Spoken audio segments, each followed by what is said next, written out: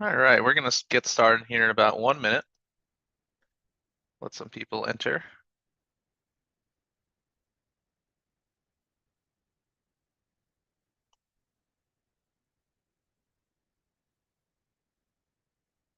All right. Hi, everyone. Thank you for joining us today. I am excited to present Simplify Professional Licensing for Architecture, Engineering, and Construction Firms today because so many firms across the United States face a fundamental issue: how to comply with the various licensing, business entity, and ownership requirements across the country. Perhaps your firm is facing difficulties maintaining and renewing licenses and managing qualifying engineers. Maybe you're looking to operate, hire, or employ people in other states. And perhaps you feel like you're facing and reacting and responding, not leading your firms through these events. It is reaching even greater importance as new businesses opportunities arise and firms need to be in good standing to pursue new business. We're here to tell you you're not alone and to share our expertise in maintaining multi-state compliance. Before we get started, two brief housekeeping items. First, we have a relatively large number of attendees on the call today. For that reason, the audience will be muted. Second, we'll have 15 minutes for Q&A at the end of the presentation, so feel free to log those questions in the chat. My name is Billy Ditchy. I am the sales manager here at Harbor Compliance. I've been with the company almost 4 years now, and my experience spans AEC industry-specific licensing as well as general corporate compliance topics for unregulated industries. I spend most of my time managing our team of sales reps and teaching AEC firms how to more effectively and efficiently manage multi-state regulatory requirements. On your screen, you'll see my contact information. I encourage you to take this information down. And if you think of a question after the call, whether that's today, tomorrow, or in the future, please email me and I will work to get you a response. I will also show this slide at the end of the webinar. A little bit about Harbor Compliance. We are experts in architectural, engineering, and contractor licensing. Since 2012, we've helped over 40,000 clients simplify navigating regulatory requirements. In the AE industry alone, we have helped over 8,700 AEC firms apply for, secure, and maintain licensing, business lifecycle, and tax requirements. But more about us later. For now, we have a lot to cover, so let's dive in. First, on today's agenda, we're going to discuss the benefits of compliance and why it should be a priority for your organization. Then we'll examine the top 5 licensing challenges specific to architecture, engineering, and construction firms. We'll also discuss the value of having a comprehensive compliance management solution and how one can allow firms to breeze through regulations, avoid potential issues, and mitigate risk. Finally, we'll cover strategies for meeting regulatory requirements in each jurisdiction where your firm is operating. Professionals in the AEC industry understand the importance of maintaining up-to-date licenses and registrations. If you're an architect or an engineer, you've likely been managing your own licenses since you graduated college. So the AEC industry has an appreciation of how important licensing is. But have you considered the ways in which a well-run licensing and business compliance function can be an asset to your firm? Being able to secure new licenses quickly enables you to capture growth opportunities in other jurisdictions or disciplines. It ensures the firm can pursue new business, meet their timelines, and gain an edge over competitors that haven't been as proactive. A comprehensive compliance program does the following. It provides confidence and peace of mind that your organization is fully compliant, maintains your licenses without any lapses or gaps, reduces legal, financial, and operational risk, safeguards your firm reputation. Staying in good standing upholds professional standards of architects, engineers, and contractors. It gives visibility and clarification of the compliance status for each registration and license for your organization, operates efficiently and involves all compliance stakeholders, saving you time and money, ensures continuity of compliance through business changes and staff turnover. A proactive approach means firms can take advantage of these benefits. We'll talk today about how to create a program that enables you to achieve them. These are 5 licensing challenges AEC firms face. which we'll cover in depth in the coming slides, beginning with navigating the complex licensing requirements to secure professional licenses, both for the individual professional and the firm. We'll discuss the importance of managing licensed qualifiers, otherwise known as the qualifying engineers or responsible parties, and their continuing education requirements. Then we'll discuss how licensing becomes more complex as you expand into more states. There are considerations around the business's entity name, structure, and ownership, which are closely intertwined with licensing requirements, particularly the qualifying engineer in the new state. We'll discuss the requirements for licensing renewals, including the need to maintain good standing and how to stay abreast of regulatory changes. This is a high-level view of the first challenge that we'll cover, which is managing the process of applying for professional licensure. There are, in fact, over 800 state and local licensing requirements across the United States. Firms need a system to research and fully understand the varying requirements for each license type in each state and local jurisdiction. Each may have business and licensing regulations with certain prerequisites involving firm licenses, individual qualifiers licenses, and entity registration. It's important to understand the order in which license applications and supporting documents must be submitted. Along with the license application itself, there is other documentation needed, like keeping up with continuing education, surety bonds, insurance requirements, and financial statements. As you can see to the right, there is a long list of documents to track and report to the licensing agencies, along with the application form and fees. Licensing authorities commonly require proof of Secretary of State and even Department of Revenue good standing during the initial and renewal application process. Many licensing jurisdictions stipulate that the business maintains internal records and follows certain governance or ownership requirements. These may or may not need to be reported on a license application, but most licensing agencies have the authority to enforce and penalize governance violations. Firms need to fully understand the order of entity structure, naming, and ownership requirements before attempting to register or pursue licensure in a new state. Why? Because the order of operations between state agencies varies. In some states, like New York, an engineering firm actually has to begin the process of licensure with the state education department before it registers the entity with the Department of State. But in others, like South Carolina, the entity registration happens before the firm applies for its license.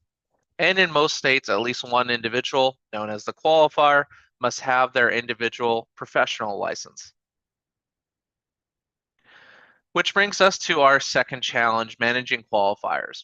As you probably know, a qualifier is the licensed individual designated on your firm's license as being responsible for the firm's work in that state. In most states, at least one individual, known as the qualifier or responsible party, must have their individual professional license before the firm can apply for their license. Without a licensed qualifier in most states, the firm's license application will be denied, and they will not be eligible to do business in that state.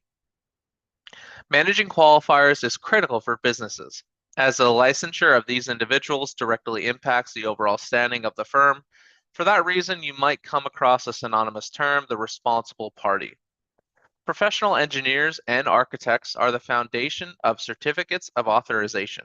It is vital to maintain them and track their CEUs in order to protect your firm's stability, reputation, and your right to practice. 13 states have determined that an engineer in responsible charge must be a full-time employee of the firm, defined as 60% of working hours in Virginia, 30 hours per week in Ohio and Tennessee, and a majority of working hours in North Carolina, Oklahoma, and Wisconsin. Indicative of their importance is the quote from Illinois that the design firm will become inoperable for all professions if the license of even one managing agent becomes inactive or not renewed. Since nearly every licensing board asks about legal actions occurring in other states, the damage gets spread across all your business and range from financial to reputational and everything in between. So let's discuss best practices for managing qualifiers, as the licensure of these individuals directly impacts the overall standing of the firm. In most states, without a licensed qualifier, the firm's initial license application will be denied. Also, any change in the qualifier's information or a change in the qualifier altogether must be reported within a short period of time, usually within 30 days, sometimes within as few as 10. Now, we know that changes in qualifiers can happen for innocuous reasons, such as an individual moving home address. They can also happen for more significant reasons, such as an individual departing the firm through retirement, resignation, winning the lottery. Whether these changes are sudden or expected, firm management needs to be ready to update state licensing boards. If an existing qualifier leaves and no one holds the proper state license, someone is going to have to sit for the exam. And if the firm does not report the change, states can and do assess severe penalties for operating without a designated qualifier, up to denial of the firm's right to practice. This is why managing qualifiers is mission critical for the firm. And here's what you can do to meet these challenges proactively. Knowing which qualifiers will be designated for each business entity in each state. Many states issue licenses specific to specific areas of specialty, such as structural versus mechanical for engineers and residential versus commercial for contractors. Firms that practice in multiple areas across states need to know the license for each. When attempting to register in a new state, this means any qualifiers generally must be licensed in advance. Firms must be proactive. No one wants to miss a key opportunity because a qualifier was not licensed in time. Next, ask your team, do you know who your firm's or your client's qualifiers are currently? Which states and entities are they acting in that capacity? If that person leaves tomorrow, who could fill that role within just a few weeks or even days? Answering those questions will identify any gaps you need to address. Lapsed licenses may incur penalties to reinstate, but it's better to tackle these types of issues head on.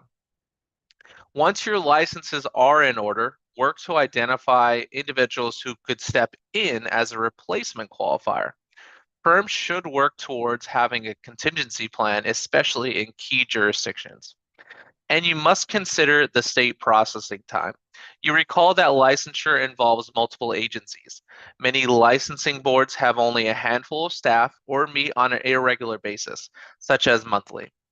Expediting an application simply may not be possible regardless of who handles their submission. The state of New York, for example, can take upwards of 4 months to approve the formation of a design professional corporation. And that's assuming everything was submitted in exact accordance with the state's rigorous standards. As a result, management must take a significantly longer term view with respect to licensing. Compliance becomes integral to the firm's ability to pursue out of state opportunities, as well as to maintain the right to practice on an ongoing basis. It is simply not possible to react and attempt to pursue licensure in response to an opportunity. Most times, that opportunity will have passed. Finally, much like managing firm licenses, firms need to invest in a way to manage qualifiers and track their continuing education certification. An ideal solution includes software to track qualifier information across states, giving management immediate visibility into who is licensed where, and producing an actionable list of tasks whenever a departure occurs or is imminent. Another challenge is when firms want to expand into other states and are required to register to do business in each state via foreign qualification. Today, many businesses are seeing the need to foreign qualify in one or more states. A highly relevant example that became more prevalent during the pandemic is needing to foreign qualify due to a remote worker arrangement where an existing employee is now working from home outside the company's domicile or physical office. There are plenty of other reasons why a business would need to expand, whether it's planning to submit proposals, opening a branch office, or simply having regular commercial activity or a physical presence of some kind. If you do want to look up a specific transaction in any state, I encourage you to use the link on your screen to check out our Foreign Qualification Ultimate Guide. To foreign qualify in a new state, the business is faced with the prospect of ensuring its name is available for use, identifying a reliable registered agent in that state, and filling the appropriate forms with all the appropriate state agencies, Secretary of State, Department of Revenue, and licensing boards, all before beginning to transact business. There are variations to each state's requirements to register for foreign qualification. So it's important to research each state's requirements and understand the process and the order of operations between state agencies when registering the business in another state. Overall, most states require at least one individual, known as the qualifier or responsible party, to have their individual license first, and proof that the firm is in good standing in its current domicile. It must identify a reliable registered agent in that state and file the appropriate forms all before beginning to transact business. To submit the Certificate of Authority application, proof of good standing by the firm in their current domestic state is often required, and the COA approval is usually required for the licensing application to be reviewed and approved. Preparing the licensing application involves confirming availability and clearance of the legal name. For example, for ABC Engineering, it may require a letter from the licensing board showing that the word engineering can be used in the name. There are multiple agencies involved in the foreign qualification application and licensing processes. Typically, the licensing agency, such as the Board of Engineering or Architecture, will provide more specific information for firms than the Secretary of State will, especially regarding ownership structure and naming requirements. Multiple calls to each agency to verify information may be required, and this can create some logistical difficulty between identifying the need to register and the time it takes the state to approve the application. If you're not careful, there can be penalties for late registration as well as potential delays in starting business transactions in the new state. You can see why dedicated research and preparation are needed before entering any state. Failure to do so will result in rejected licenses and businesses entity registrations, costly amendment fees, and delays in the ability to working in a state. Now imagine going through this process across several states, and you can see how intricate multi-state registration can be. Businesses should examine their current and planned activities out of state and assess whether foreign qualification and additional registrations apply and work to secure them. So let's dive into the business naming and structure in more detail. When registering for foreign qualification, the business must ensure its name is available for use or a variation of it. You're probably familiar with a certain professional entity type, which allows a given company to practice in a regulated profession. Examples include professional corporation, professional association, or PLLC. Professional entities are registered and named at the state level, and the requirements also differ from state to state. Take, for example, a South Carolina engineering firm. In South Carolina, there is no professional limited liability company entity type. Thus, the engineering firm organized as a traditional LLC. However, if that firm wishes to operate and obtain licensure in North Carolina, a traditional LLC won't be approved by the Secretary of State or the licensing board because in North Carolina, they require that professional limited liability company, or the abbreviation PLLC, must be included in the name.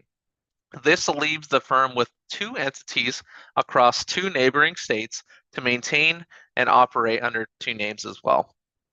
In addition, many states have distinct entity name requirements for AE firms. In most states, only companies that are authorized to practice architecture or engineering are able to use those and related terms in their legal names. For firms formed in states that don't require one of those words, they can expect to need an assumed name in that new foreign state that includes the term in order to comply. And the forced assumed name must be used in state on everything from tax accounts, firm licenses, and even contracts and invoices.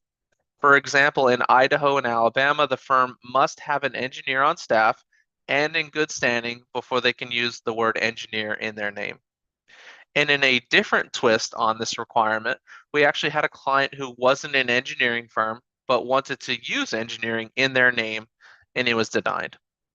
Another naming challenge for the business may come into play during a rebranding initiative too. The same process of checking availability applies before the new name can be recorded and used. And if the business registers in multiple states, this is a state-by-state exercise. Then there are the ownership requirements. States want principals of AEC firms operating in their states to be licensed, hence to qualify to run the practice. This is a basic consumer protection, but states have varying ownership thresholds. Take our South Carolina engineering firm example. If it wishes to foreign qualify into New York State, it must demonstrate that 100% of the company's membership or shares are owned by professionals licensed in New York. For many firms, that is just not possible. Either select individuals aren't specifically licensed in New York, or they're not engineers at all because their home state doesn't mandate it. The only other option then for our South Carolina firm is to consider an entity called the Design Professional Corporation. For that entity, New York State sets the bar at 75.01% of owners needing to be licensed, along with a host of other considerations.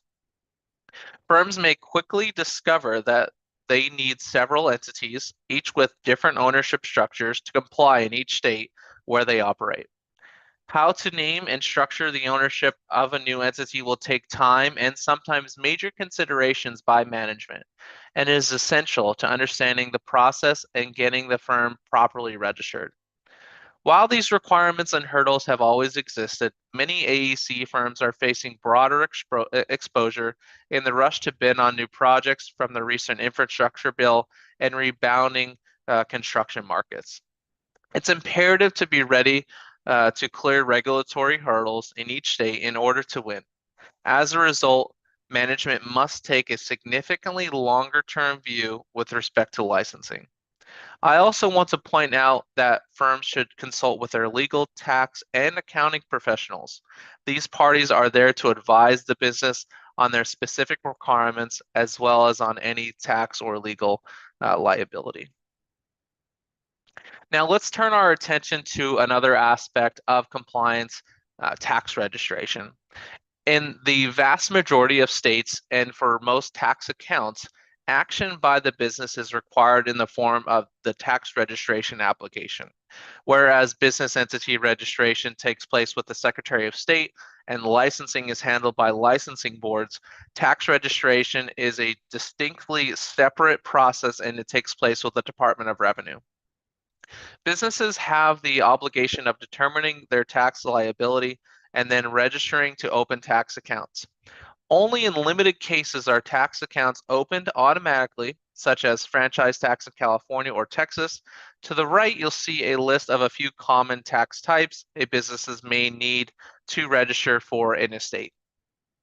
There may be multiple agencies are involved in tax registrations, each with its own process and applications. Firms need to plan ahead for lengthy processing times, 3 to 6 months or longer. And once registered, these accounts are then required to file returns and pay taxes. We have a lot to cover in today's presentation, so we'll avoid a deep examination of any specific registration applications. However, for those of you who aren't familiar with the tax registration process, just know that these applications require highly detailed information on the company, its ownership, and planned taxable activity. We have an example of this to share. Recently, my colleague spoke with a CFO of a fast-growing Maryland firm. They had an employee starting in the state of New York in a month. She thought that that was plenty of time, saying she turned her attention to registration during the week of the employee started. Now, recall what we just discussed. In New York, foreign registration with the Department of State can take several weeks on its own. To set up the domestic design professional corporation can take months. Coupled with the time it takes the Department of Taxation and Finance to process tax registration applications, you can conservatively add 3 weeks to another month on top of that timeline. That means the best time to get started without incurring any additional expedited fees would have been a minimum of 16 weeks before the employee start date, if not several months. Any additional delay jeopardizes the firm's ability to onboard and pay that employee. Firms everywhere are running into the same issue, setting up in each state, from determining whether or not the entity has nexus or even needs to register, to the process of filing and securing the various registrations and accounts across agencies takes a lot of time. With out-of-state registration, it's not practical to wait until you have an employee ready to start, and it's not efficient to repeat that scramble in each new state. Management, and especially HR and legal teams, need to be in lockstep, reviewing the hiring pipeline and ensuring registrations are in order as soon as it becomes feasible. As a result, just like the process of registering the entity, it's important to examine your firm's unique tax requirements up front. Understand the order of operations and work proactively to secure the necessary accounts. Remember, because state requirements and your firm's specific nexus change, it's important to repeat this on a regular basis, and we recommend doing so in collaboration with the CPA or other tax or accounting professionals. By doing all of this, the firm monitors where state requirements potentially apply and can be ready to register when it becomes necessary. This is a summary of our best practices for researching, planning, and applying for expanding into new states and doing foreign qualification. A holistic approach is needed, which involves the following. It conducts comprehensive research in the state before attempting to file anything. Understanding the order of operations. Example of register the entity or obtaining the licensing first. Third, consult with legal, tax, and accounting professionals. Have internal discussions and make decisions about entity name, structure, and ownership may need to take place first. Identifying qualifiers or responsible parties. Being aware of logistical difficulties that can result in delays and thus penalties. And then finally, managing the applications and filing fees across multiple agencies to their various deadlines. We do have a poll question that I'm going to prompt on your screen right now.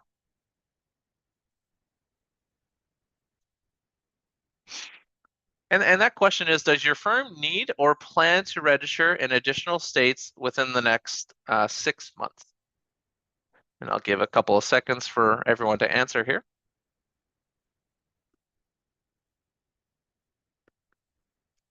Looks like we're getting pretty much all yeses right now, which is awesome. All right, we'll end that poll. Thank you. We'll move on. Next, let's discuss the need to maintain good standing in order to renew the firm's licenses. In every state in which you operate, your firm will now have ongoing obligations to maintain good standing, including any new foreign jurisdictions. You may be familiar with them already from managing the entity in your home state, but every state requires businesses to maintain a registered agent to receive service of process, lawsuits, and other government notices. The agent then forwards these documents to the business, giving it and its counsel enough time to respond. It is often the first and only point of contact between government agencies, the courts, and the business or its legal counsel. So it's important to have an agent that can reliably receive documents at their physical location and then forward them to you. Nearly every state requires business entities to file an annual report to ensure it keeps current information on record because each state has a unique deadline. A multi-state business faces deadlines throughout the year. Reports can be due on a yearly or biennial basis. Many states also require the business to file and pay taxes to maintain corporate good standing, such as California, New York, and Texas. And there may be business life cycle filings required, which vary by state. For example, registering a DBA, doing business as, and more.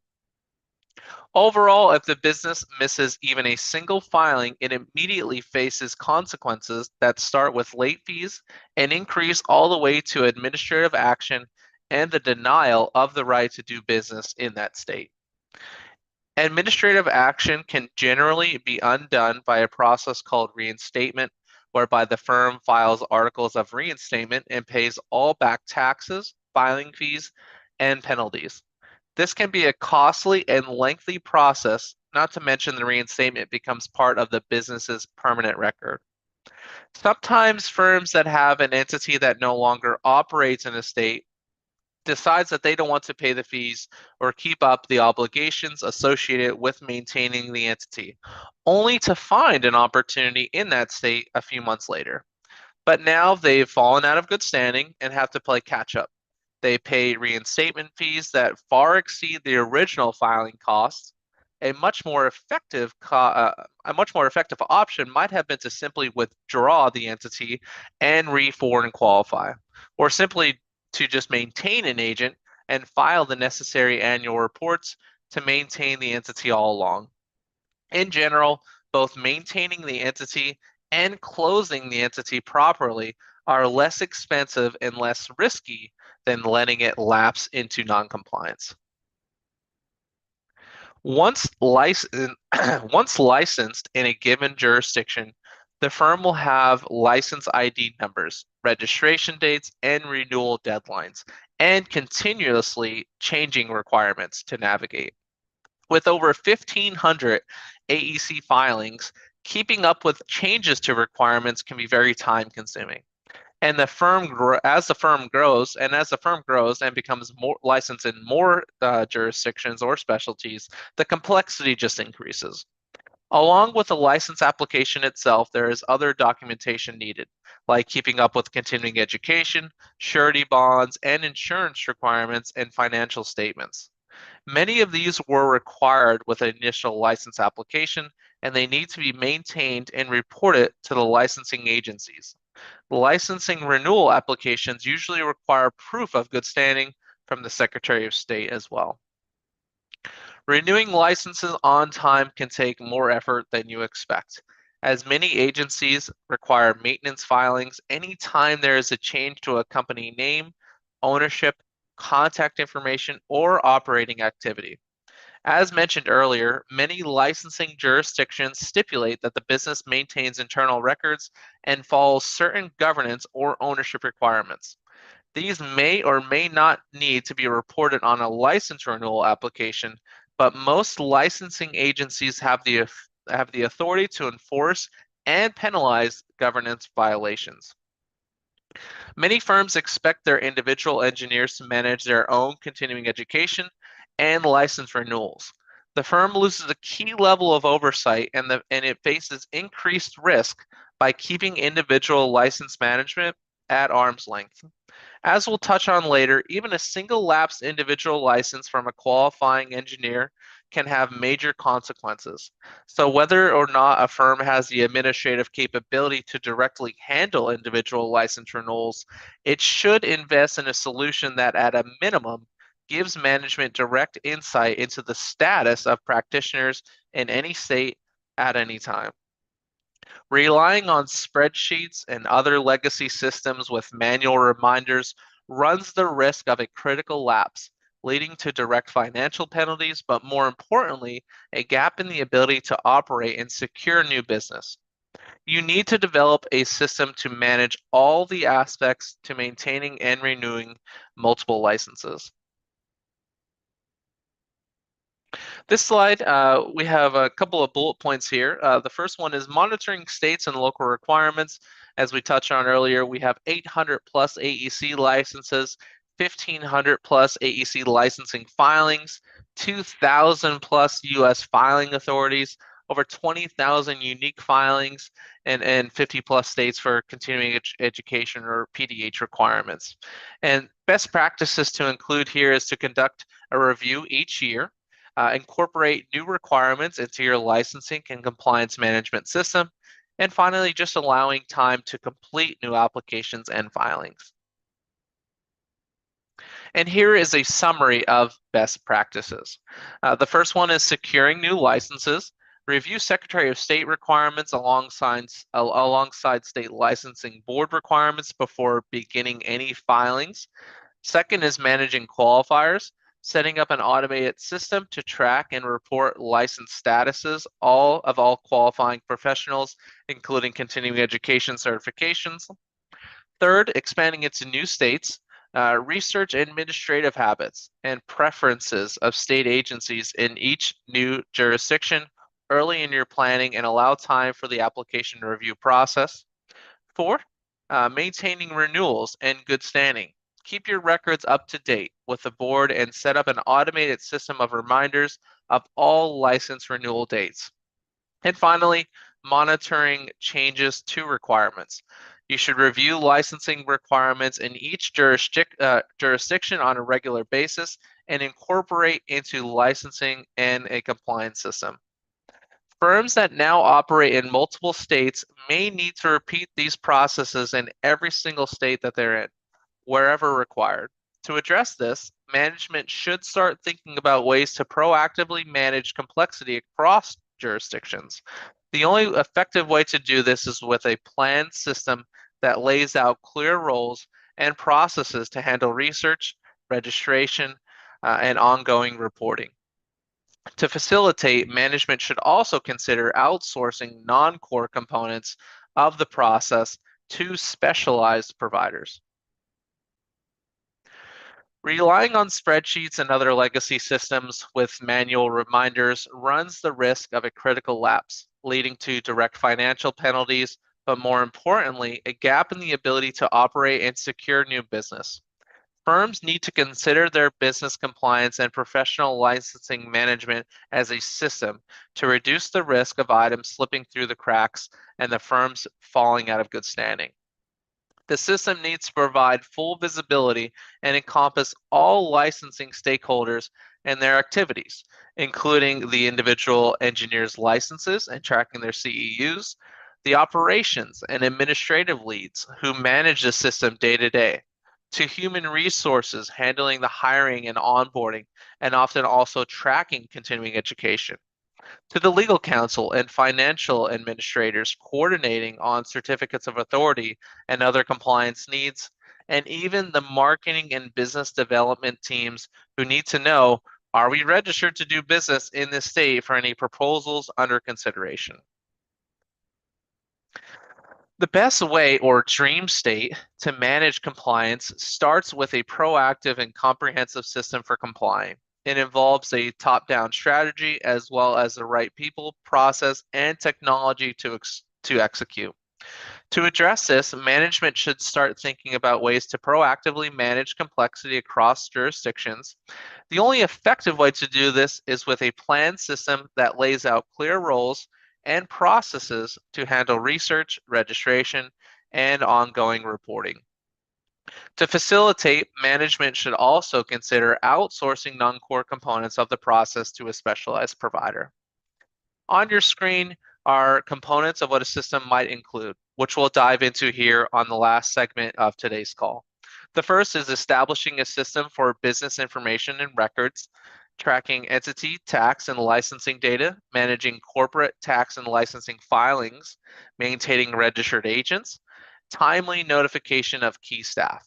The second is command the renewals of firms and individual licenses, reliable research process to track ongoing changes, up-to-date continuing education requirements, automated timelines and filing alerts, and then finally, defining the internal roles and processes.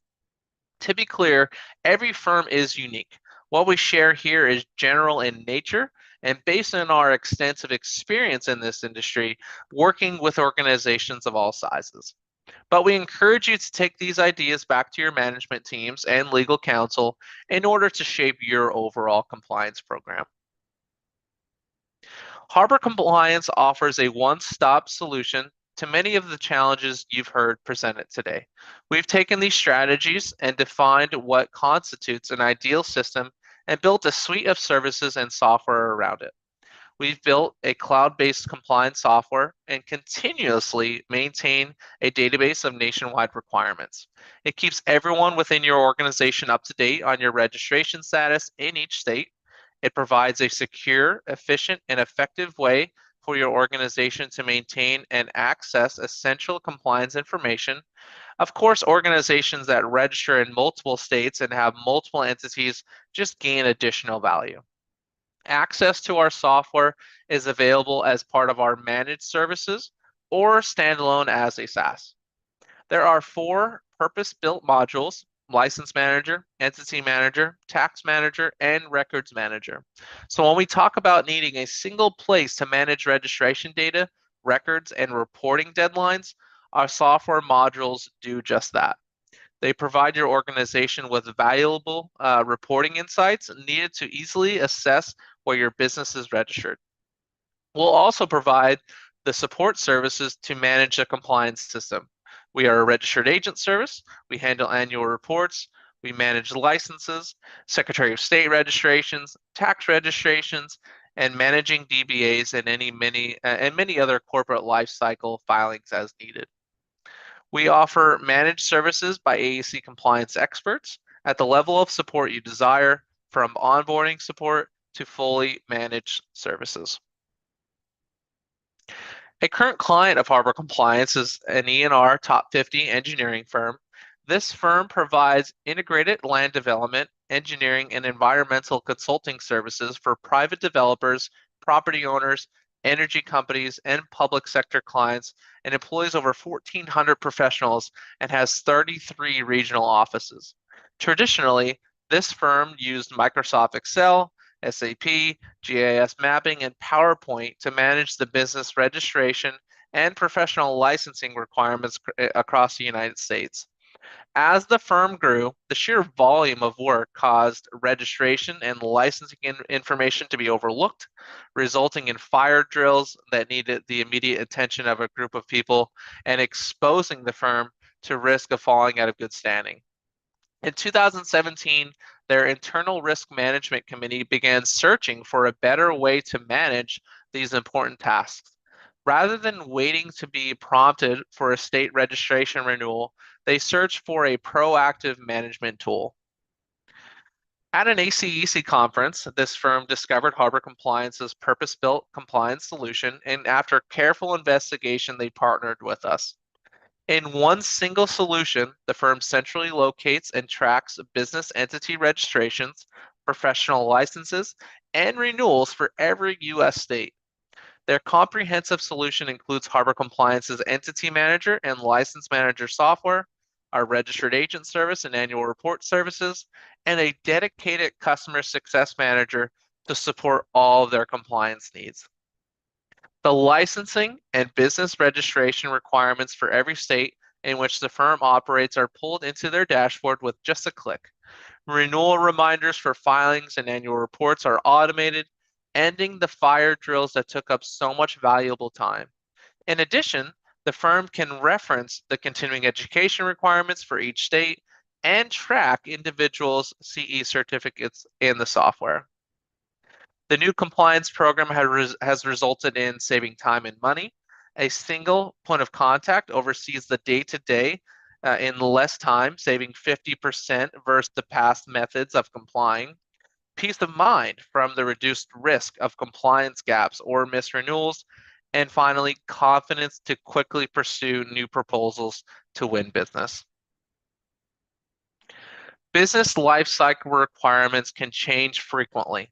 And once registered, the organization needs to maintain specific registration numbers and dates, filing deadlines, and copies of registrations, determinations, and licenses. Our Entity Manager software is an ideal solution for managing these essentials to remain in good standing. Our proprietary requirements database gives you the current requirements across all U.S. agencies, saving you time researching for them. You easily have information at your fingertips that you can use prior to registering or renewing, and even during strategic changes to the business's operation that trigger some type of change or maintenance filing.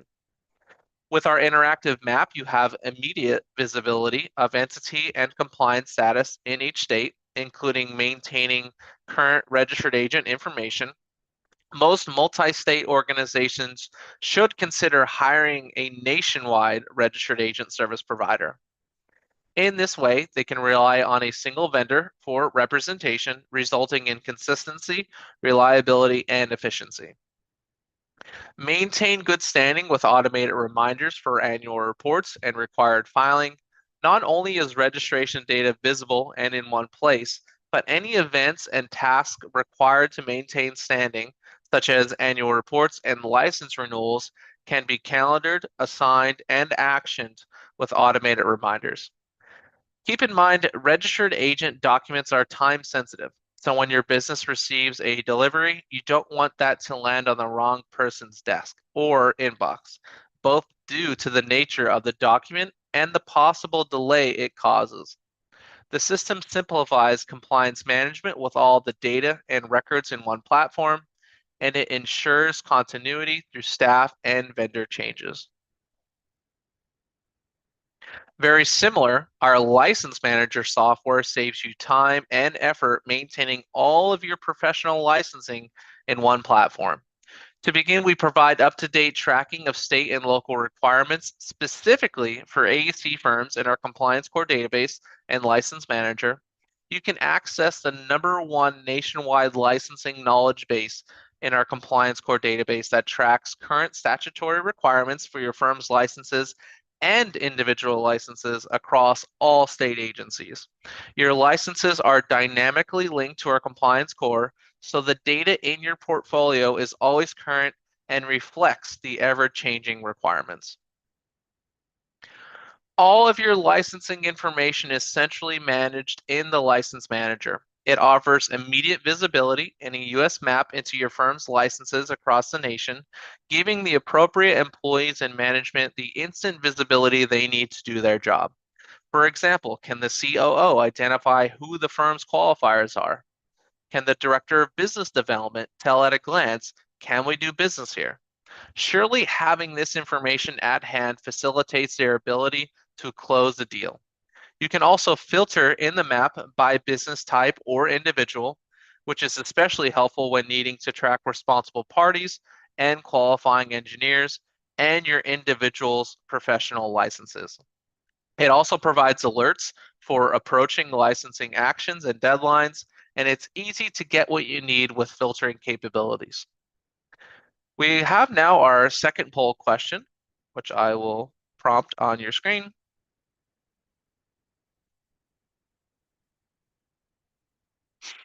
And that's license management. How is your firm currently managing professional licenses? Either spreadsheets, an internal system, a third-party provider, or an attorney.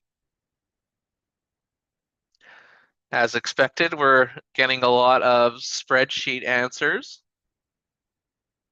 Internal system, more spreadsheets. Very nice. Looks like we have mostly everyone. Thank you for that quick response.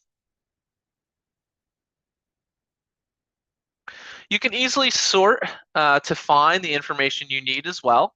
For example, you can sort by your qualifying engineer or architect and see their status in all states that they are listed, or sort for renewal dates and license renewal tasks that can be scheduled, assigned, and actioned. You can also clearly see upcoming due dates, and when you click on the Details tab of any license in the list, you can view the detailed state and local requirements of the license. You can track continuing education requirements and file your CE certificates. Lastly, centralized storage simplifies record management, including applications, filings, continuing education certificates, and the license certificates. Many of you may be concerned about the complexity of managing licensing and business entity requirements and the ongoing drain on staff time. Compliance registrations and renewals are key areas that can be handled with trained internal staff or outsourced, for example, to a service provider. Harbor Compliance offers a white glove experience. We'll file on your behalf and maintain registrations and licenses for you. Remember, everyone plays a part, internally and externally, starting with management. The key is to be proactive and review all of your roles and processes regularly. We've talked through the various complexities involved in managing business compliance in a modern era, and we've discussed the importance of a robust compliance program that encompasses internal processes and which ties into the organization's growth strategy. Use this information you've learned here and communicate it to your management team. Take some time to self assess, especially if you've been employing or hiring, selling, or operating across state lines. Gaps may emerge that simply can't be met using existing processes and resources. As your business evolves faster and faster, it's increasingly important to be aligned with a vendor who can support your ever changing needs across the enterprise. In closing, Harbor Compliance offers software and managed licensing, business lifecycle, and tax registration services across the United States. We are also a nationwide provider of registered agent service with local offices in all 50 states, including DC and Puerto Rico. We offer support on a comprehensive as basis as you require, whether your firm's needs assistance managing licenses, to book new business, or to register or maintain entities, open tax accounts, or apply for business licenses. Our dedicated account services team will support you. At this point, we want to thank you all for joining today. We had a very large crowd, so I really appreciate you all coming. And we want to offer you a free Harbor Compliance score where we will verify your compliance status for the various business entities you have set up nationwide. If you are interested in getting a free Harbor Compliance score, please let us know in the chat box or just simply reach out to us after the presentation. My contact information is listed on the screen. At this time, I will take a couple of questions if anyone has that, but if not, once again, please feel free to email me and I will get back to you as soon as I can.